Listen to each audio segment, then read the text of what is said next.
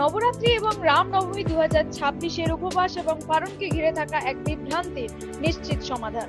নবরাত্রির পারণ এবং রামনবমীর উপবাস 2026 26শে মার্চ নাকি 27শে মার্চ, কখন কি করা উচিত? নবরাত্রির পর উপবাস কবে ভঙ্গ করা উচিত, অর্থাৎ ব্রতের পারণ কবে করা উচিত, নবমী নাকি দশমী তিথিতে?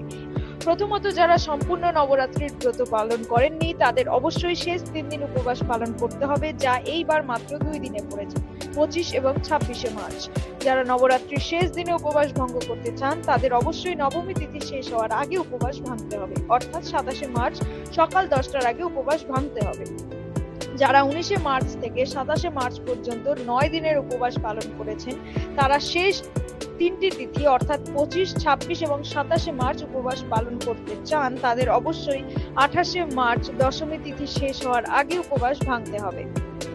এটি স্ট্রিক্টলি ফলো করতে হবে। এমনটা এই কারণে বলা হচ্ছে কারণ এরপর একাদশী তিথি শুরু হবে, সেই সময় ভাত খাওয়া নিষিদ্ধ। একাদশীতে ভোজন করলে যতগুলো চালের দানা খাওয়া হয় ততগুলো পোকা খাওয়ার পাপ লাগে। তবে একাদশীর উপবাস 29 তারিখ পালন করা হবে, কিন্তু একটি বিষয় মনে রাখবেন, আসলে আমেদাবাদ আশ্রমে নবরাত্রির উপবাস ভঙ্গের তারিখ 27শে মার্চ ঠিক করা হয়েছে। এবার রামনবমীর উপবাস, এই উপবাসটিও 26শে মার্চ পালন করা উচিত, যা নবরাত্রির ব্রতের অন্তর্ভুক্ত হবে। 27শে মার্চ সকাল 10টার আগে উপবাস ভঙ্গ করতে হবে। এই তথ্যটি যদি আপনার উপকারী মনে হয় তবে এই ভিডিওটি শেয়ার করতে ভুলবেন না, যাতে অন্য সাধকরাও এর থেকে উপকৃত হতে পারেন। হরি ওম।